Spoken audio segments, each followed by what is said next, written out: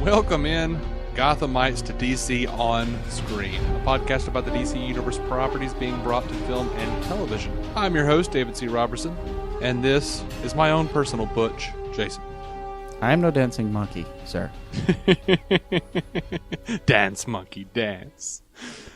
I've spent a lot of time in a room with Zaz, and nay did I dance. All right, let me rephrase. And this is my own personal Zaz, Jason. Hello! Kind of scary that one worked.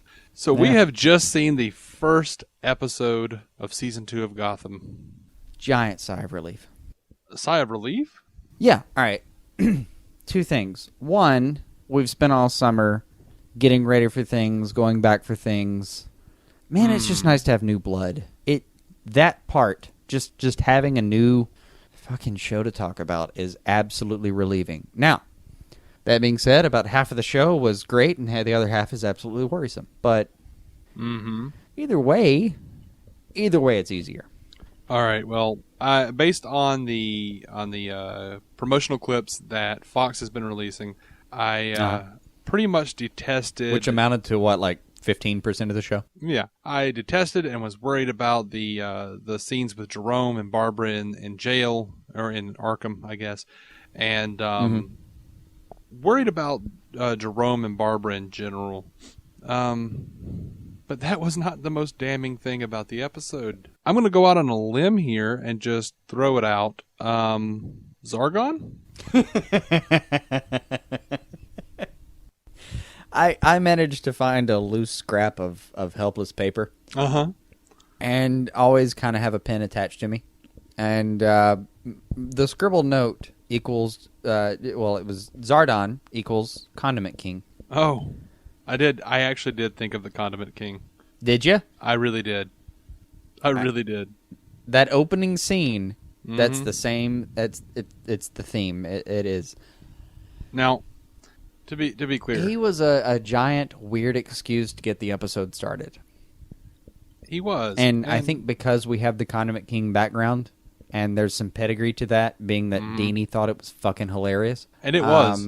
Yeah, that's about the only reason he wasn't more egregious than he actually is. Because Zaardon is a terrible way to get the season started. Just terrible. Yeah. Now, I did, before we get to Zaardon or whatever his name was.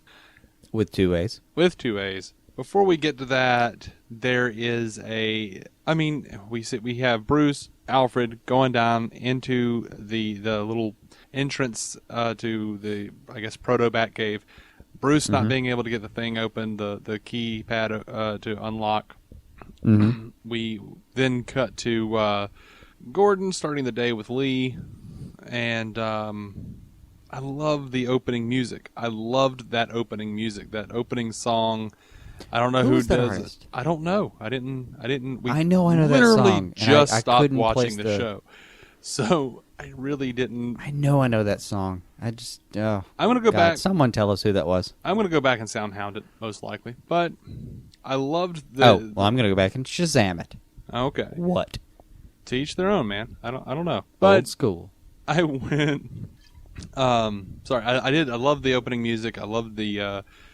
It fit in really well. Oh my God, Penguin blowing the dude away after kissing him on the head, or having him blown away. Yeah, this is a much better use of Zaz, by the way. Yes, and then throughout, just much better use of a character that, I don't know, designed for killing.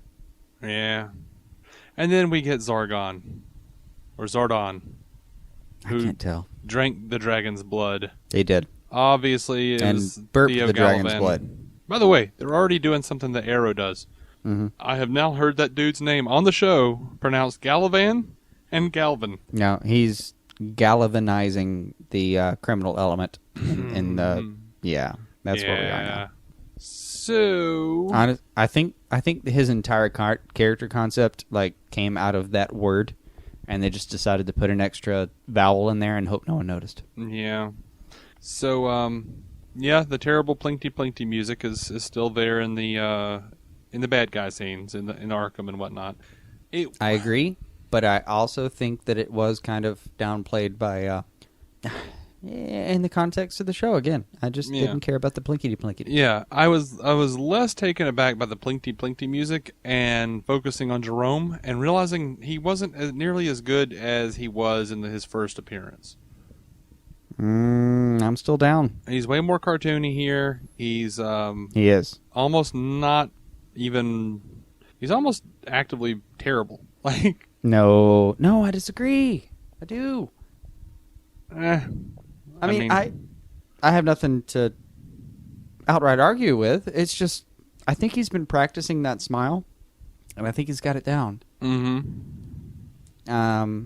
I like that smile. I like how far he's going with it. I like how strange he seems. I like how off-putting he seems.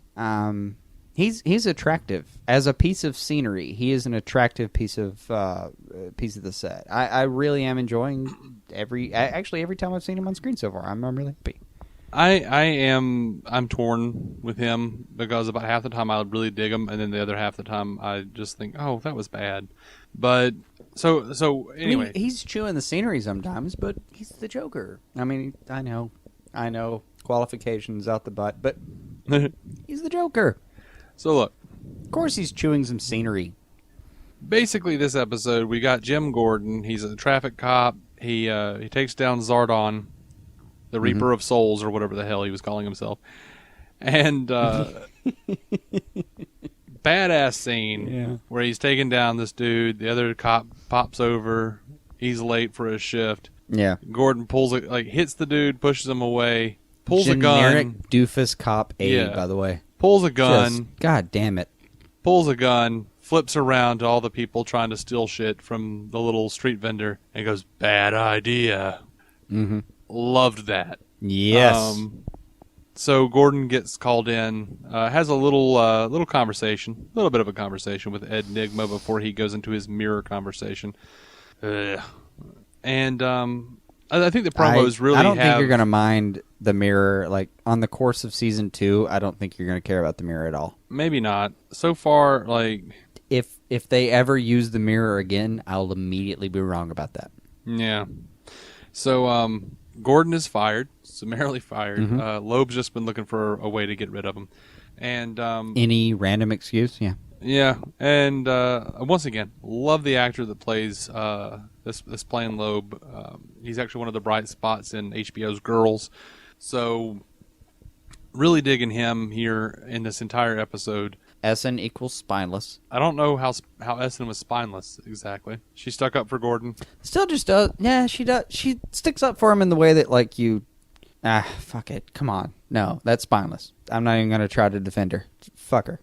She says, like, a couple things, and then she still doesn't even roll her eyes. Like, puts her eyes down and goes and grabs his gun. Only after he tells her it'll be okay. And then balls up and goes and acts... fuck it. I think she was justified in what she did. Someone has to be in the force that still has an inkling for good. Otherwise, the bastards win. He hadn't fired her. No, I think she has incredible inklings for... I think she has overwhelming inklings for good, and she doesn't act on them enough. She's only good when we see her, and she's only good when Gordon's there. And then even in that small subsection, she's good when she can, when she's not telling Gordon when he can't be good. I don't know that I agree with you on that. We only see her be good when Gordon is there, because that's the only time we ever see her. Sure, but I assume she's just doing regular police work after that. Well, I mean... Because he's the only one that's actually, catalytic in any way. Well, he's out in the streets, and she's shuffling paperwork around. I mean... That's kind of point. Like, every time she has the opportunity to truly stand up and do something for Gordon, she doesn't. In this case, she starts to, and then kowtows. Yeah, but Gordon was going to kowtow. He wasn't going to quit, but Loeb fired him. Well, Loeb fires him. And by the way... She stands up for him anyway for just a second. Well, yeah. Starts to stand up for him further. Submits. Does what Loeb says anyway. And then Gordon makes it okay by saying... Don't worry. Basically saying, don't worry about it, and taking out his gun and badge for her, because she wasn't going to do it. But you could have imagined a very similar scene between Jim and Bullock. Jim stayed on. You say? Jim stayed on after Bullock left, so that means he's a coward too. He didn't stand up to Loeb either, because Loeb was above all of them. It's better to have one good hand in the GCPD better than none. They're Yeah, just but in a being way, Bullock was systematically obviously the stronger one because he stepped out of the entire fucking game and well, maybe tried he was to the ride his stronger own one. ship. By another perspective, he was the weakest one because he chose to give up. He did. Huh? But he did. But at that point, actually, Bullock hasn't been addressed at all with his correspondence with the GCPD mission of riding the ship in general has not been addressed at all. All we've addressed is Bullock is no longer an alcoholic. He does have a Catholic ability to work in a bar, but that's his own trip.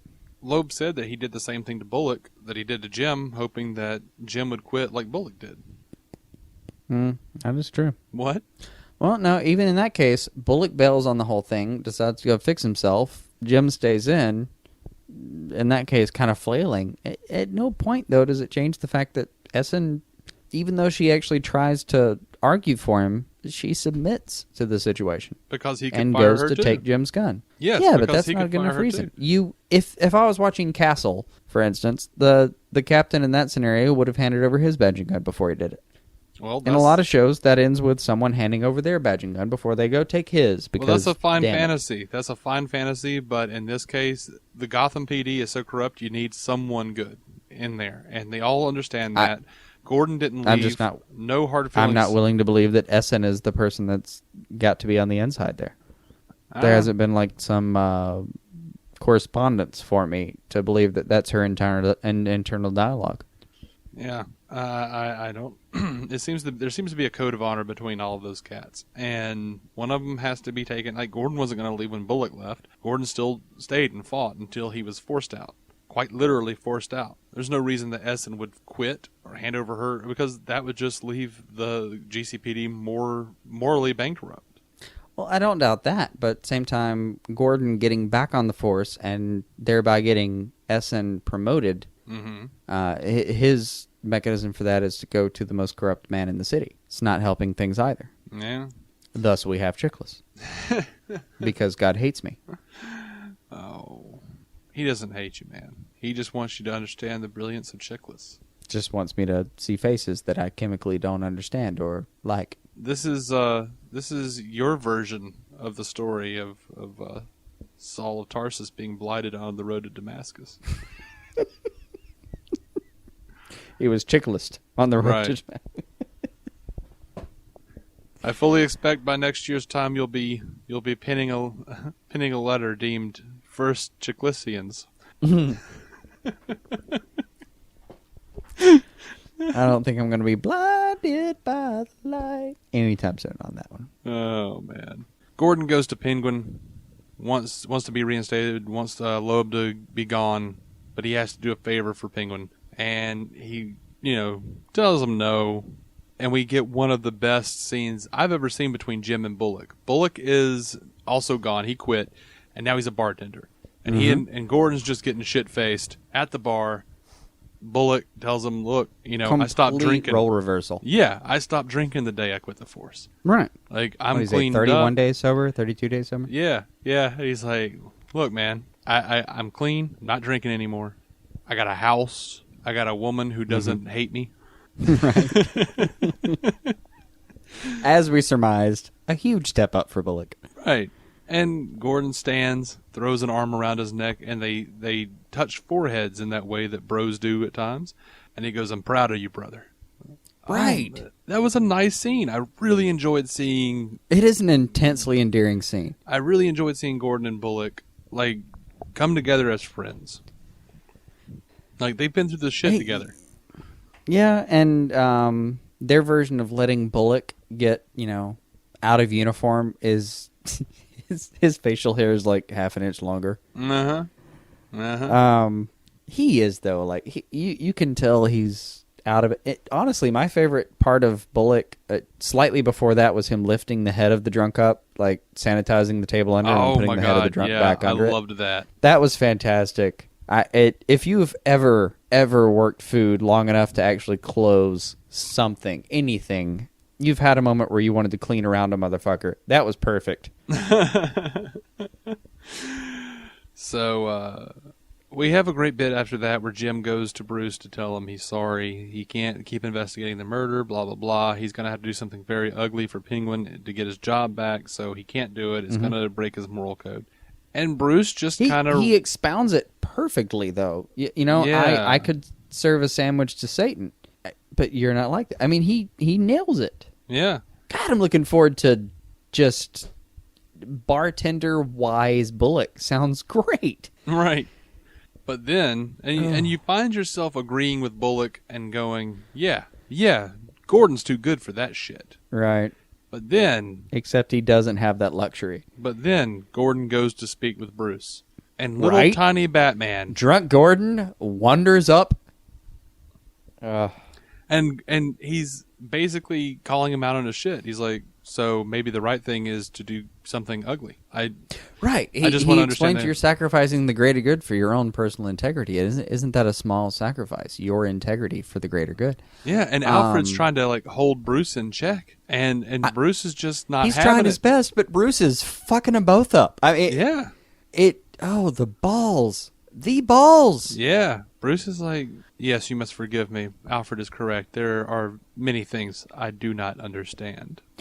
Yeah, it's this. But he walked all the way snarky... here. He walked all the way here to have a conversation. The snark on it. Oh, the man. snark. Oh. It's fantastic. So good. The defiant 13-year-old in you just ate that up, right? Yeah. Oh man, he is a lot of fun as just a. I guess he's 12 years old. The note said he was 12 years old in this. No, he said he was 12 years old at the time that Thomas was writing it, which may mean so he was like short 13. of a birthday date. He's 12 or 13. Yeah. Right. Well, they didn't they do the episode, the birthday episode, where it was Bruce's birthday and they were having a party for him. Wayne Enterprises was throwing. I thought that was a thing that happened, but That's I a might good be point, wrong. but that was a while back. So Yeah. we have to. Okay, we could actually get a birth date out of him. So he's at least 12 or 13 though, and just like he did the first time he went to the Wayne executive or meeting. Dude, he just has the biggest sack in the room. Mm-hmm. Oh, man, I don't even know how to qualify it. He's a lot of fun. He's a lot of fun as he is. I loved how snarky he was. I loved that he was just biting back at Alfred, and it's getting to be less and like that kind of snark is actually taking the paternal aspect out of it and making it more of a camaraderie kind of feel. Mm-hmm. Perfect. Freaking perfect. I mean, at the very end of it, it ends exactly that way. By the end of the episode, they're blowing shit up and high-fiving. Yeah. And yeah, so Bruce wants to blow up the door because he can't get it open. And right. He's got by the way, my fertilizer. girlfriend completely guessed that the passcode was Bruce. Oh, sure. I did completely guessed it. I thought of I did exactly what apparently Bruce did. I thought of 1,000 things before I thought of Bruce. Mm-hmm. I had all kinds of things in my head. But yeah, so I love how like Alfred is like, are you seriously considering setting off a bomb in the house? And he's like, well, I looked it up on the internet, Alfred. It seems pretty simple.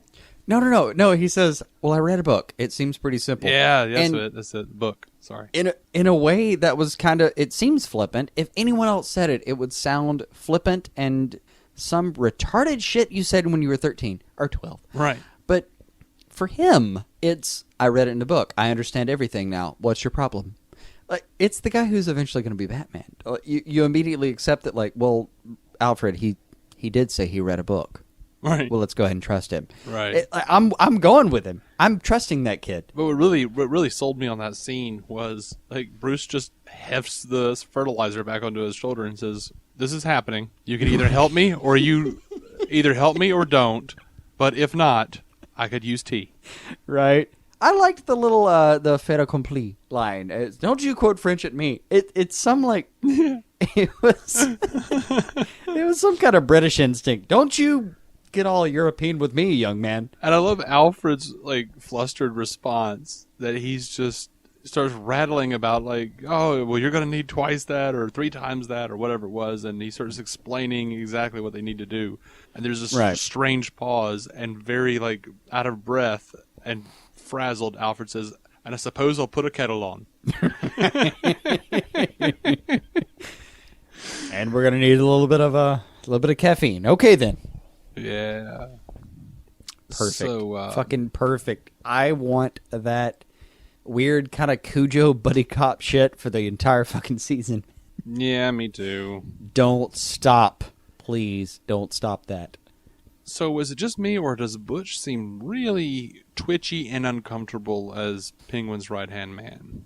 He does. They're downplaying him a little bit. I mean, he's like kind of clawing at his throat a little bit and blinking oddly. And do you see the outfits he had? Yeah. He's wearing, it's very close tie. Like, I don't know what you call it. It's the thing where the top of the neck thingies stick. It's a tuxedo kind of feel. I don't know. His neck is. It's not loose. Yeah. By the way, unless you were wondering, Gotham hasn't scaled back any on their gore. On the gore? Yeah. No. Yeah. Not at all. Like Penguin and Zaz show up in Loeb's house everywhere. Well, no, like Zaz and Penguin show up in Loeb's house, and he starts hollering for his guard, and Zaz just laughs and picks up a severed head. Right. And then moves the mouth around and goes, "Hey, boss, how about a beer?" Right. Now that was pretty decent head, actually. Yeah. I wasn't disappointed with that effect. Yeah, I dig how, Penguin and Zaz just go and apparently have a whole little script worked out to scare Loeb into doing what they want him to do. It really was. It was a masterpiece of manipulation. Mm-hmm. It was. Let's put it this way: that kind of fifth level manipulation out of the Penguin, perfect, and that kind of I don't give a fuck what you're up to. I get to point a gun at somebody and kill a couple people on top of that. Mm-hmm. Violence out of Zaz, yes sir. Yeah, we got it. Let's do this. All right, so Theo Galavan or whatever, he uses Theo Galavanizer. By the way, I love that Zaardon referred to Gordon as Gordon. Oh God, that made me laugh. It was funny. That was good. So Gordon. It actually did take me out of the show a little bit that he kept belching blue smoke, but whatever. Whatever. Oh my gosh! Like when Zaardon actually shows up at Arkham, and everyone's just kind of pimped out and laying around, and like Barbara's on Sionis's lap or whatever, and he's telling this story about ponies or whatever in college, and Zaardon comes in and screams, "I am Zaardon, the Reaper of Souls," and they all just stop. No one gives a fuck. They all just stop and look at him for like just a beat, and then Sionis just looks back and goes, "So anyway, the ponies," and it was great. No, those are the moments where I really love Jerome. Look in the background, and he's giving it this anticipatory kind of just enthralled look. He loves the madness, no matter how it goes. Yeah. Now, I'm not certain because Theo Galavan he's busted these guys out of Arkham now, and he wants them to work for him. And Sionis did not want to, so they let him go. Mm-hmm. And am I to believe? I mean, we didn't see a body officially, but am I to believe that Sionis is dead? I mean, did they really kill Black Mask? I'm absolutely down with the "we didn't see a body, therefore I don't believe it" thing, but pushing someone named Fish into a running water, that's one thing. Mm-hmm. Dude, there were blood spurts on that crazy, big-haired, chubby guy's face. Mm-hmm. I'm pretty sure he did. Yeah, of course. I also considered that she just screwed up his face so badly that he's going to need to wear a mask from now on. Mm-hmm. I don't know how true the show's going to be, but you have to hit something that's directly getting blood from the heart to get blood that far away. Yeah. You can't. It can't be a flesh wound. If he's dead, if Sionis is dead, like this show plays with how realistic they are anyway. I mean, Fish got shot and then came back for no reason.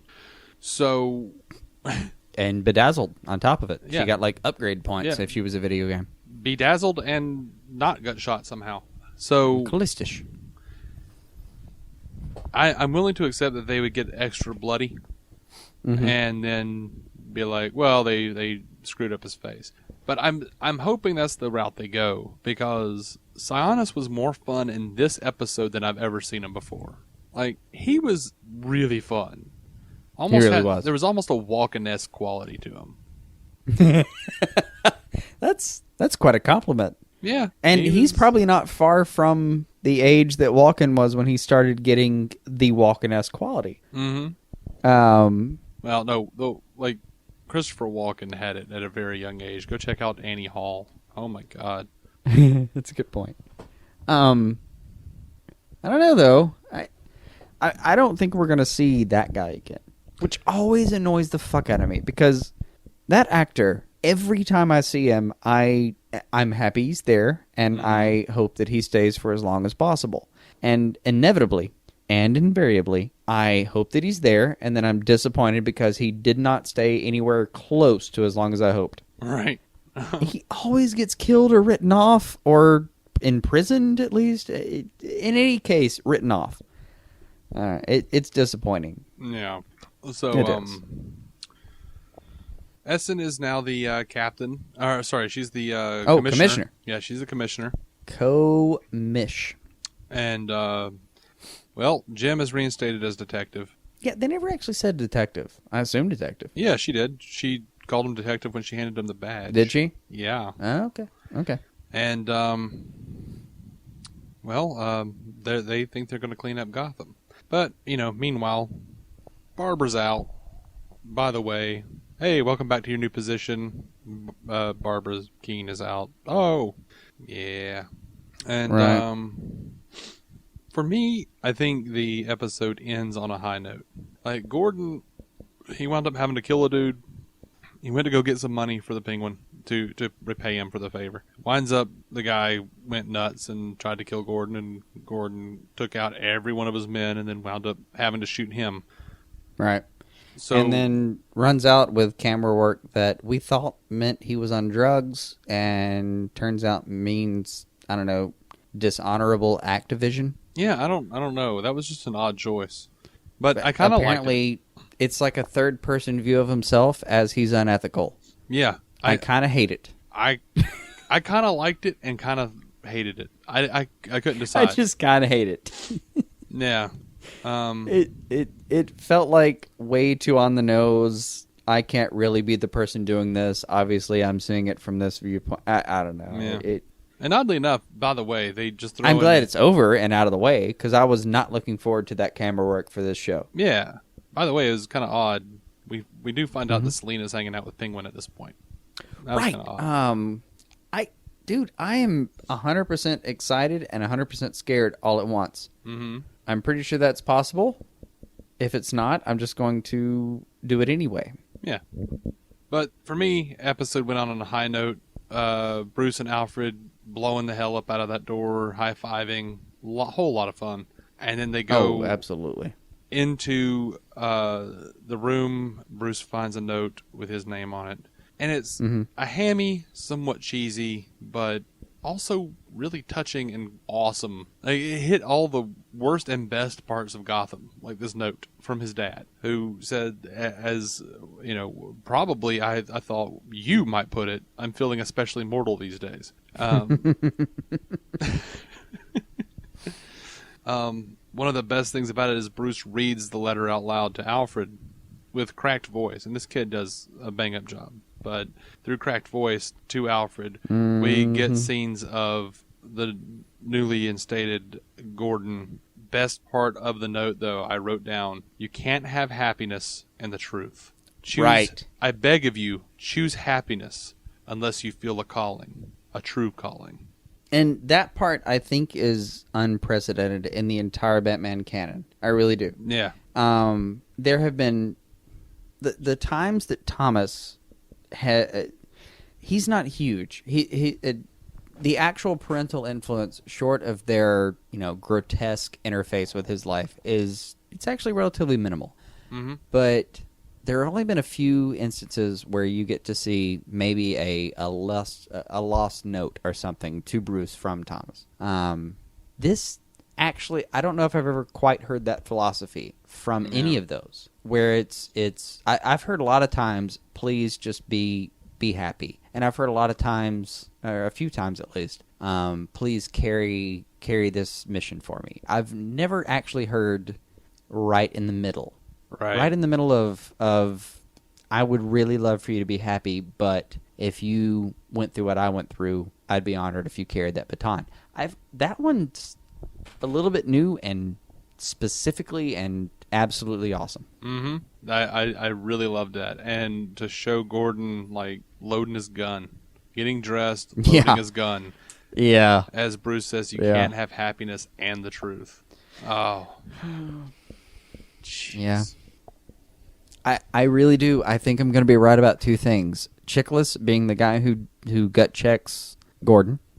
Yeah. And look at that cave. Look at that note. I think Thomas Wayne was the original detective. I don't think he was. You sure? Why the hell's there a cave? Well, he just said that he started, because of Bruce being Bear in there. mind, you could completely be right, so I'm just saying. I don't think he was, like, the original Batman or something, but, I mean, all he said was that he started... By no means. I just think he's a guy that's investigating the corruption of Gotham. Well, it is. At the very least, the show is fucking titled Gotham. Yeah. And Theo does a good job of kind of trying to take another second to mention that we're talking about a show about a city rather than a show about a tiny proto-bat.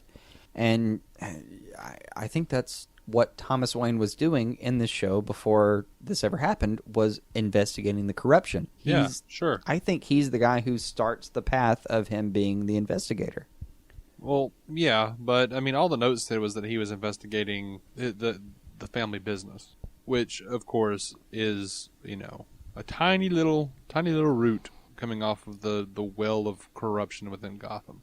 Well, a well of the corruption, but, Wayne Enterprises as it corresponds to Gotham is, giant. The amount of money that goes through that business versus the amount of money that goes through Gotham is significant. Yeah, I know. I'm just saying it's a small faction of just the true depths of corruption in Gotham. Absolutely. And by the way, I can't think of a better... I kind of hope that the amount of corruption inside Wayne Enterprises is slightly smaller than the overall. I kind of hope. By the way, I was remiss and forgot to mention it on this last news episode, but I can't think of a better time to mention it. They did say that, of course, they're thinking of doing the Court of Owls, and they keep trying to figure out a way to do it. Who said that? I saw it. It was Bruno Heller, I think. Really? Yeah, I think it was him. Whale.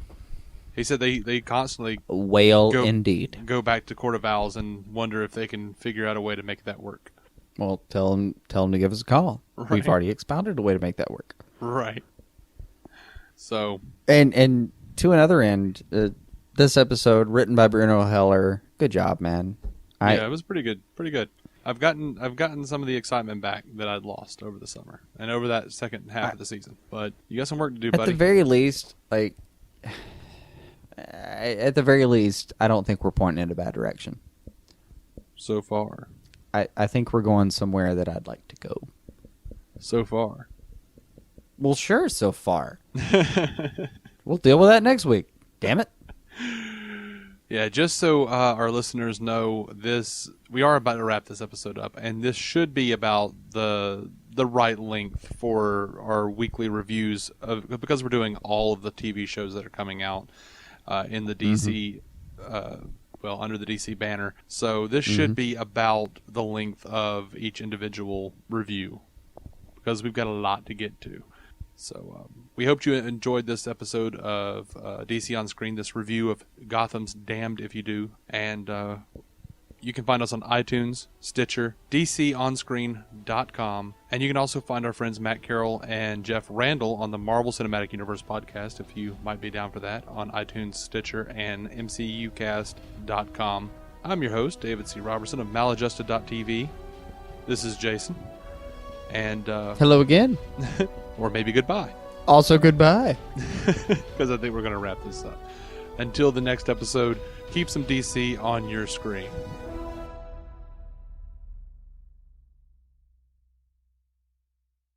Recently, our client Tommy met his banker to discuss continuing his father's restaurant legacy.